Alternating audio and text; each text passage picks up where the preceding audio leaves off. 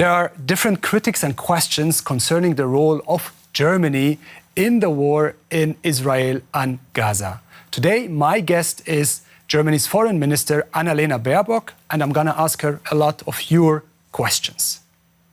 Mrs. Baerbock, it's a pleasure to have you here with us today at DW. Hello, good day. We have lost a great many lives since Hamas' terror attack on Israel and Israel's resulting war on Hamas. On the Israeli side, according to the Israeli army, 1,200 killed and 240 hostages. And in Gaza, according to the health ministry, which belongs to Hamas, 13,000 killed, including some 5,500 children. Nevertheless, Mrs. Baerbock, you do not support a ceasefire. Why?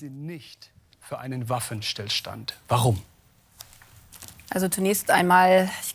First, I don't believe that anyone sitting here in quiet, secure Berlin can truly imagine the scope of what it all means there on the ground. I spoke with the father of a hostage family with German passports who described how his wife and his 2 little daughters were abducted. And I have 2 children myself. It is nearly unbearable to think about what it would have been like if it had been one's own children who were suddenly attacked and brutally humiliated on October 7th, thrown on a truck, and not to have heard a word from the children since. And I had the same feeling when I was in Ramallah a week ago. There, too, I spoke with a man whose wife and only son had lost their lives in Gaza just a couple of days earlier. And the thought of what that means for someone, of having to imagine one's own kids, as we keep seeing in pictures, sitting on the rubble of their former home, their parents buried beneath it. It makes it that much clearer this awful suffering must have an end. Every human life has the same value, no matter what passport, what religion, what background. Parents, children, all of us in this world, we mourn the same. And why don't you just call for an immediate ceasefire now if you have seen all of this suffering yourself? Because in order to relieve that suffering and to attempt to ensure that right now, especially in Gaza, people can be given the most essential humanitarian assistance, water, food, it doesn't help to act impulsively and say, the guns must fall silent. That is not the responsibility of politicians. They need to work towards really getting that humanitarian assistance into the region. For a ceasefire, Israel and Hamas would have to agree to stop shooting at each other. That would mean Israel would no longer be able to defend itself amid the ongoing barrage of missiles. Every day, Hamas makes it clear that it wants to wipe Israel off the map. That means they want to annihilate Israel. And in such a situation, Israel has the right to protect its population. At the same time, we are, working with our international partners, with the Americans, but also with many Arab countries, to do everything possible to ensure the people in Gaza have safe places where they won't be killed, where they can access clean drinking water and medication. My objective when I was in Israel, to make clear to the Israeli government that the people in Gaza must be protected. Their fight is with the terrorist organization Hamas, who want to destroy Israel and not with civilians in Gaza, women and children, innocent Palestinians. Let's stay on the topic of the humanitarian situation. The UN Secretary General says Gaza is becoming a graveyard for children. The WHO speaks of the catastrophic situation on the ground and has called for an immediate ceasefire and not temporary ceasefires. In order to save civilians, you yourself have spoken a lot about the suffering there. Hospitals, 26 have been forced to discontinue their work in Gaza, where schools are being bombed and the civilian population is bearing the brunt of the suffering. What else has to happen? As I said at the top, 13,000 dead. What must happen before you will say, stop? I believe we need to be cautious, that we don't simply demand commitments that in no way reduce the human suffering in this awful situation.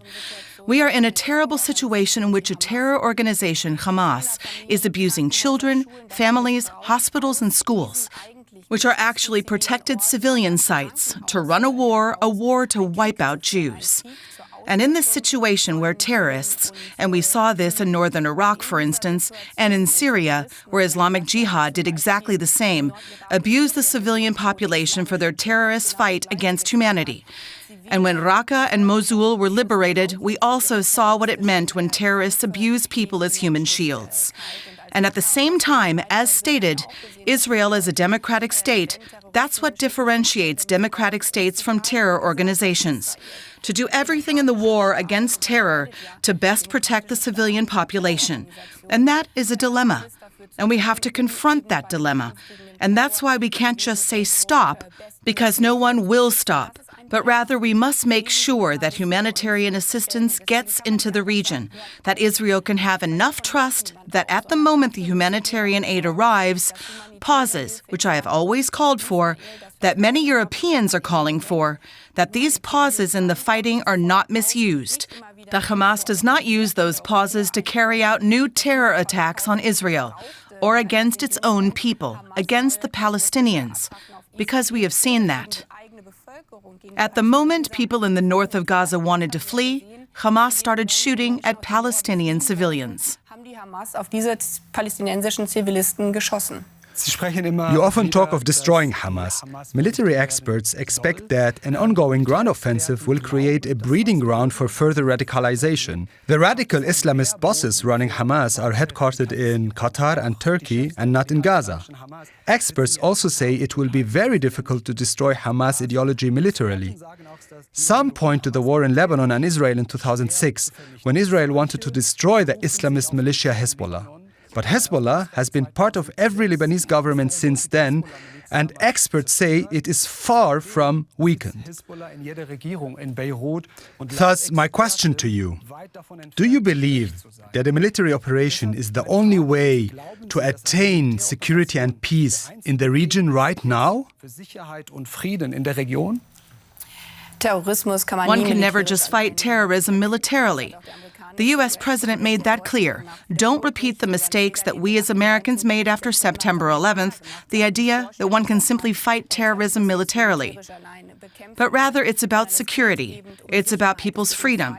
And that's why I and Germany, along with other partners, also with Arab countries, are in such intense talks. What could a political solution look like? One that would allow Palestinians in Gaza, but also in the West Bank, to live in safety and freedom in their own Palestinian state, free from terrorism.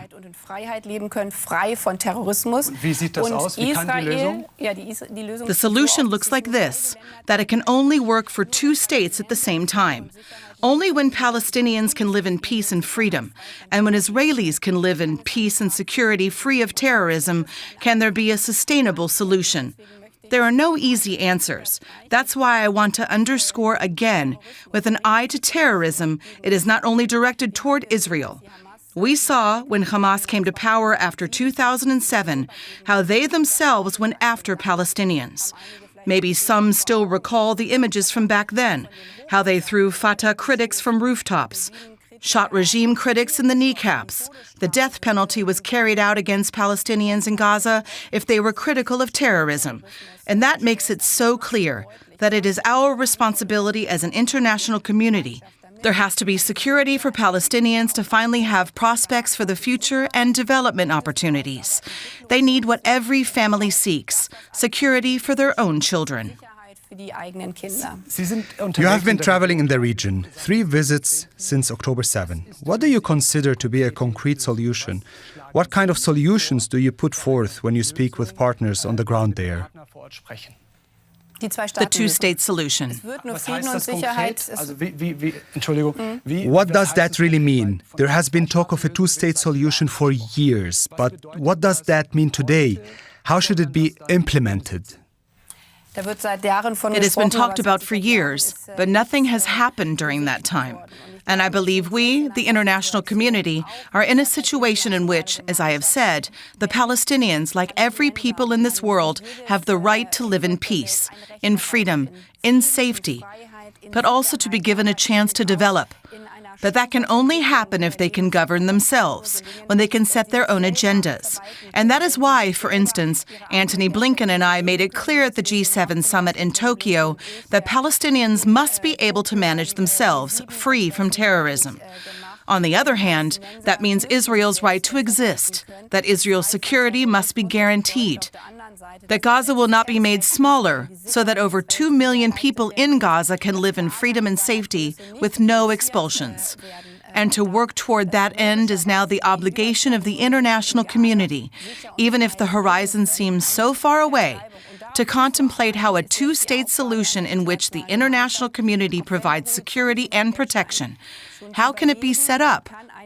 But the part that gets us there is missing, of course. There is no chance of that happening right now. First of all, the incredible suffering in Gaza must be ended, and the Israelis must be able to live in security. They cannot do that now. And the 240 innocent hostages, the women, the children, must all be allowed to return to their Israeli home. You often speak of the hostages. What is the current state of negotiations? Who are you negotiating with to secure their release? There, too, one can see how important it is that, even if everyone, of course, looks differently at this awful conflict, naturally from their own experience, their own suffering, from the outset, several Arab countries made clear, not only are we distancing ourselves, we condemn in the strongest possible terms the brutal way Hamas treats its hostages. Qatar is negotiating. A few minutes ago, you said Hamas political leadership is in Qatar and other places. But we also see that's been the game terrorists have played in recent years. Their structures are increasingly decentralized.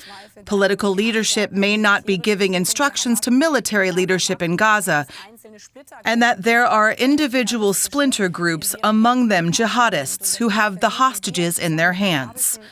And that is why all sides, Arabs, Israelis, the entire international community, are doing all we can to see that the hostages are brought together as one large group that can be released. And to do that, there has to be a pause in the fighting. That's why it's so important to finally be able to implement these pauses for humanitarian assistance and at the same time to free the hostages. Media outlets have repeatedly reported that there could soon be an agreement on the fate of the hostages. What is the latest information? As I said, these negotiations are ongoing, and here too it is so important to remember the families. When your own child, a 12-year-old, is in the clutches of Hamas, in order to protect your child, your relatives, you do not want to discuss everything publicly, because that could also endanger the hostages' release.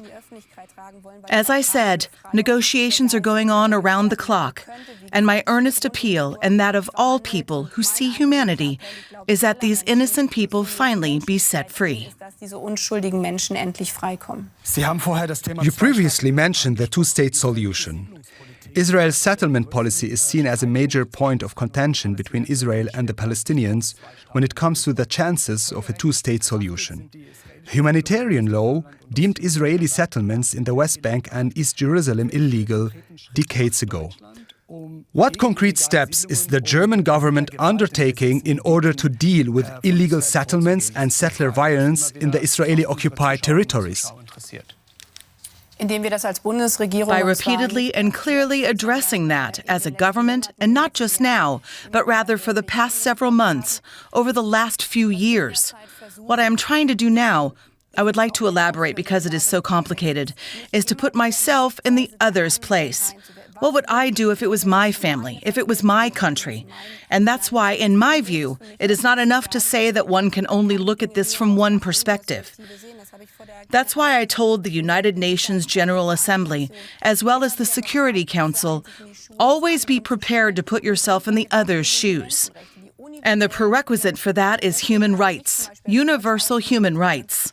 That's why, for instance, from day one in my post as German Foreign Minister, on my first visit to Israel, on my first visit to the West Bank, I made it clear that this settlement policy, that it was not supported from our side, that it would not be tolerated, but instead that we condemn it. That is why we told the Israeli governments, in the strongest terms, to end it. And I made it clear on my visit last week in Ramallah and in Tel Aviv in front of Israeli journalists that the Israeli Prime Minister must condemn settler violence.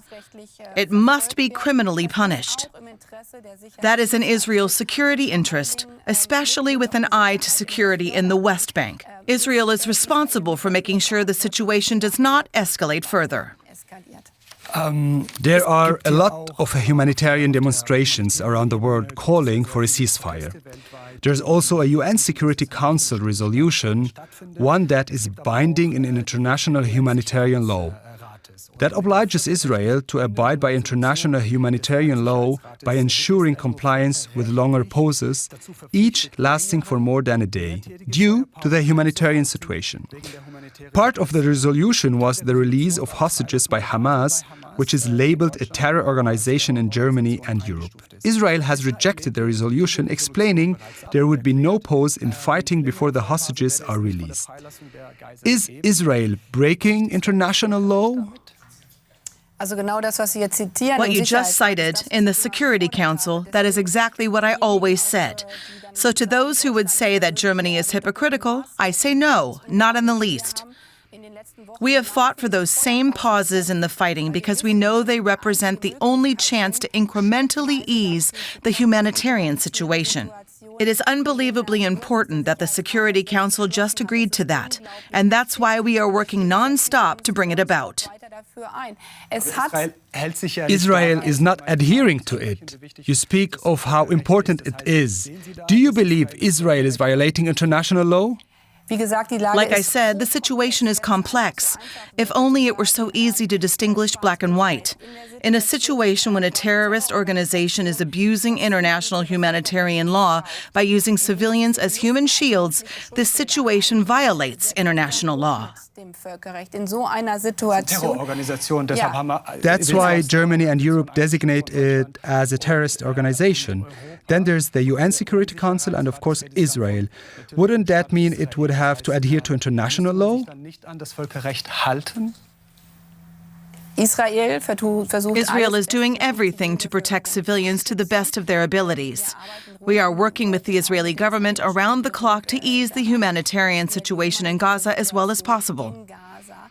Like I said, it's an ultimate dilemma, trying to get humanitarian aid into a situation in which a terror organization is misusing schools and hospitals as military grounds. But I have stated clearly several times that the German government, that I, as the German foreign minister, in the past weeks have done everything possible to ensure longer humanitarian pauses lasting several days. They haven't taken place yet, have they? And yes, that's what's so complex and difficult about this situation. What is so difficult about it? If it were easy, we would have already mitigated the fact that missiles from Gaza are constantly hitting Israel. I've been there several times now, and in Tel Aviv I had to take shelter in a bunker because the rocket fire was continuing. Key actors are continuing to make clear that they want to destroy Israel, in the very moment when humanitarian aid is let in. Nevertheless, humanitarian ceasefires are needed. That is our urgent appeal, also to Israel's government. Das ist unser eindringlicher Appell auch an die israelische Regierung. Many of our viewers listening, especially in the Arab world, say that Germany, because of its own guilt and responsibility for the Holocaust, is handing Israel a blank check with no regard for whether Israel violates international law or not. How do you, as Germany's top diplomat, want to negotiate when parts of the Arab world view you as biased?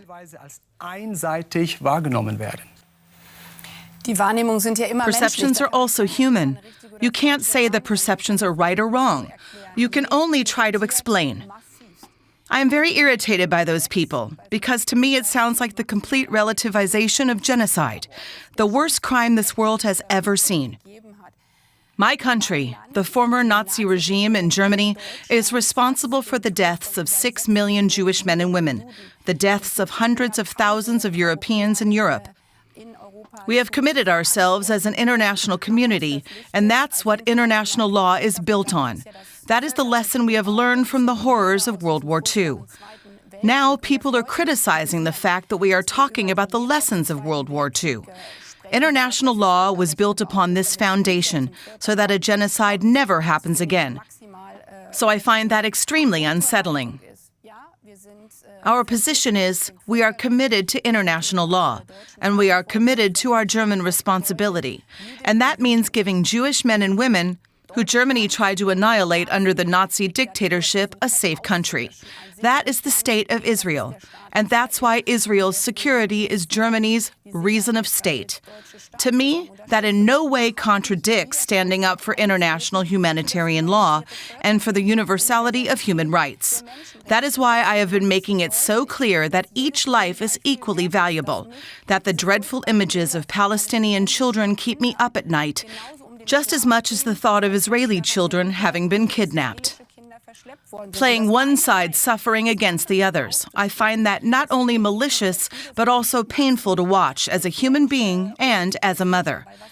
What good does it do a Palestinian mother who doesn't know what she can give her children to drink because all she has is brackish water, if Hamas abducts other Israeli children? And the Israeli children will not be released just because the Palestinian mother is suffering. And that's why it's so important to me to name the suffering of both sides and to try to do everything possible to end the suffering for Israelis and Palestinians. And yes, that is Germany's responsibility. Das ist deutsche Verantwortung. The conflict in the Middle East, particularly in Gaza and Israel, also has an impact here in Germany. Anti-Semitic crime has been on the rise. The Federal Criminal Police Office reported some 3,300 crimes related to the conflict in the Middle East since October 7th. What must be done to combat anti-Semitism? Wir haben ja gerade deutlich gemacht, dass man eine terroristische We were just talking about how terrorist ideology can't be erased by military means. Instead, we need to change people's minds when it comes to terrorism. The same goes for ideologies that show no respect for human beings, such as anti-Semitism, racism, Islamophobia, or other inhuman theories. This is another one of our international lessons. When people want to destroy others based on their Jewish faith or their Muslim faith or based on their gender, as we've seen the Taliban do to women in Afghanistan, or when they are excluded from daily life, the way we've seen in Germany, where children aren't safe to go to Jewish daycare centers, then we as a society have a problem, and it's a political task to fix it. So what do? Criminal law needs to be applied to its fullest extent. This is why in Germany, burning the Israeli flag is forbidden and is liable to prosecution. That is also why, let's say, for example, if demonstrators announce in advance that the burning of the Israeli flag is intended to symbolically call into question Israel's right to exist, then these demonstrations will be banned. That doesn't mean we are banning freedom of expression, but it violates the Constitution and goes against humanity when people use symbolic flag burnings to call for the annihilation of an entire country. And that is currently the case. Gilt gerade in diesen Zeiten. Let's talk about the impact on our fellow Jewish and Muslim citizens in Germany. President Steinmeier and your party colleague, Economy Minister Habeck, have called upon Muslims, Palestinians and Arabs in Germany to distance themselves from Hamas and not to let themselves be instrumentalized. That's the gist of what they've said. Some people with Arab and Muslim roots feel as though they are being unfairly accused. That brings me to my question. Many Muslim citizens and people living here ask, how can one fight anti-Semitism without promoting Islamophobia and racism? Islamophobie und Rassismus zu befeuern. By living according to Article 1 of our Constitution and expressing it, human dignity shall be inviolable. And that means we do everything to protect the dignity of every person living in our country. Anybody who denies the right of human beings, of Jewish men and women to live, or who says their country should be destroyed, is attacking human dignity. We need to state that clearly, but not fall into sweeping statements or thinking just because Mr. Meyer or Mr. Tubal or Mr. Özdemir said that. So, for instance, if it was a Muslim citizen who said that does not mean it comes from a whole section of the population. But in situations like this, the same thing goes as we see with other topics. Not in my name, for example. There are so many situations where people declare in solidarity with others. We condemn terrorist methods in the strongest possible terms. Condemning, for example, the actions of Hamas. That's why this bothers me. And I've made this clear to international partners, but I've been very clear about it in Germany as well. Yes, I'm very disturbed by the fact that Muslim associations did not condemn the actions of October 7th in the strongest possible terms for what it was, namely a barbaric terror situation, an act of terror against Israeli human beings, but not only against them. You know that many Arab people were also killed. Many international citizens, German citizens died.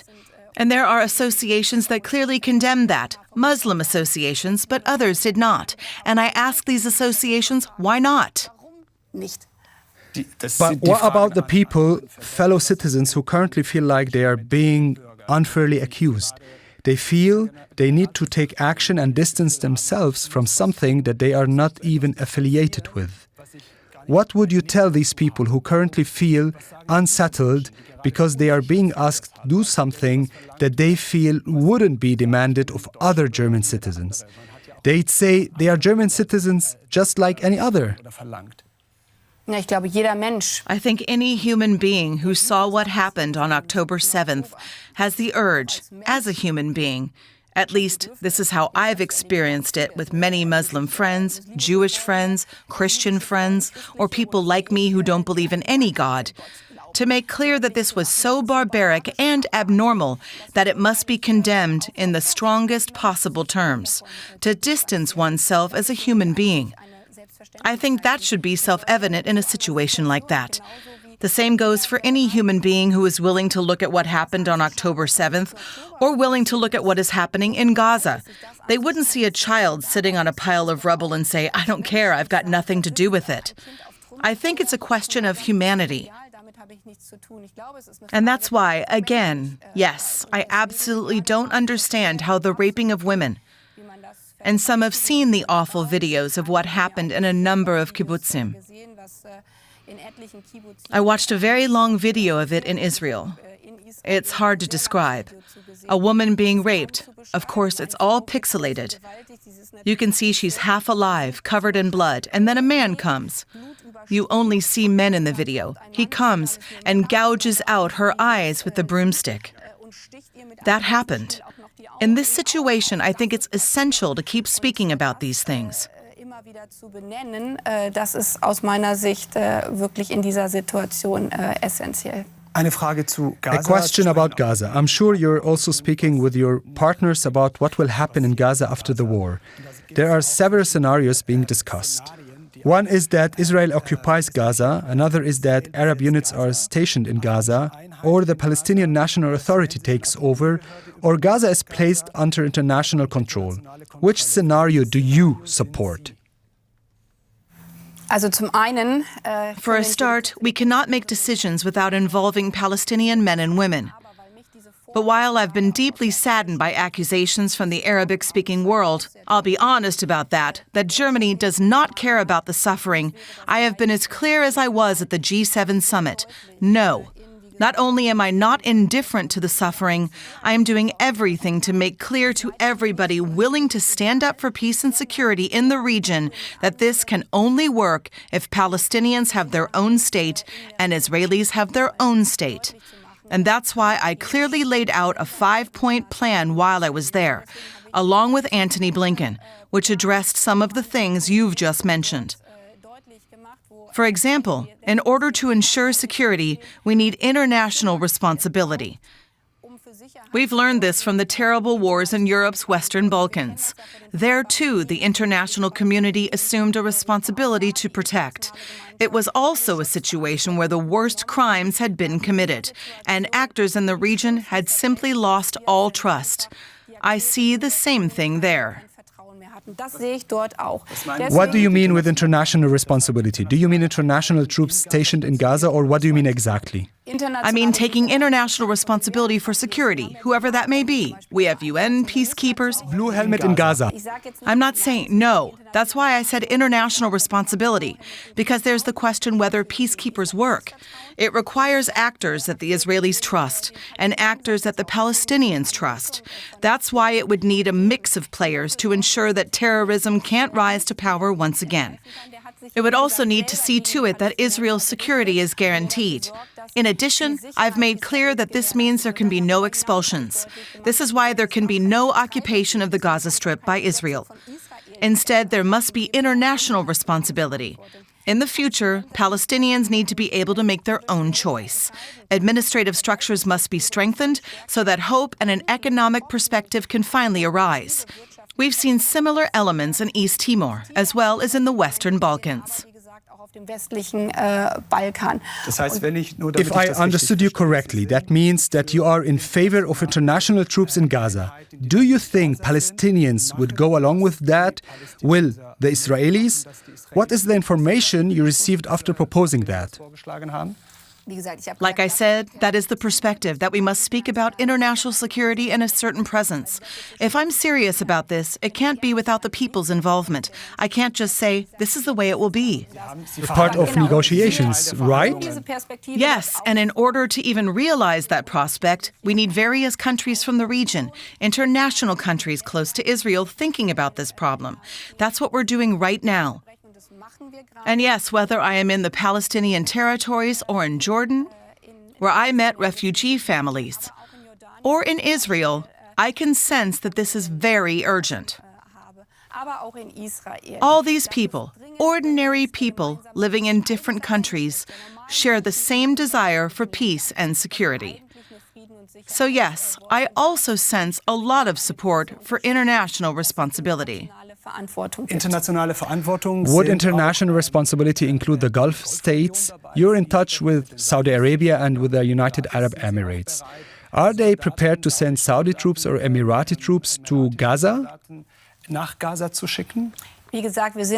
I said, right now, unfortunately, we're not at that point yet. That political horizon is still far away. At the moment, Hamas terror against Israel is continuing uninterrupted.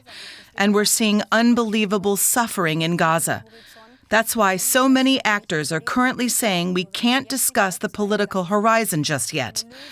But I think if we don't show now that there can be a solution, then they'll win the upper hand. Or if the playbook of terror is successful, then people will think there is no solution. That's why those who live in security and freedom, as we do here, need to think about a solution, along with Arab countries. That's why, yes, I also speak with the Gulf states. And it's not just me speaking with them.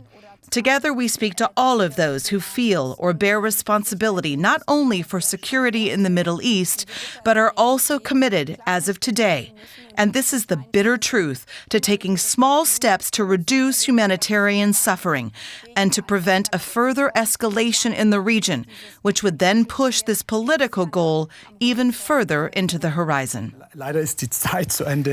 Unfortunately, our time is up. One last question about the conflict in the Middle East. President Erdogan was in Germany. Then he went back to Turkey and, according to the media, called Israel a terror state again. What do you say to that? During the Turkish president's state visit, the federal chancellor made it very clear that we not only stand for Israel's right to exist, it is our responsibility as an international community and as Europeans. I believe worldwide we are currently watching a strong desire to cater to certain sentiments within society. The way I see it, now is the time when everybody with political responsibility must ask themselves whether they will succumb to sentiment or take responsibility in a world that is already falling apart, or for putting an end to this horrible war in the best interest of Israeli and Palestinian security. We see it as our German responsibility to do everything we can to strive for security in the Middle East. Even if, at times, that means that all we can do in this dramatic situation is move forward 1 millimeter at a time. But every millimeter is worth it, because it's about every single person, in Israel and in Palestine. Aber jeder Millimeter lohnt, weil es jeden einzelnen Menschen geht in Israel und in Palästina. Vielen herzlichen Dank, Frau Thank you Baerbock, very dass Sie much, heute Mrs. Baerbock, for being with us today. Of course, we have many questions, but our time unfortunately is up. I hope we meet again and that things on the ground will be different by then. Thank you. Same to you. شكرا وأهلا وسهلا.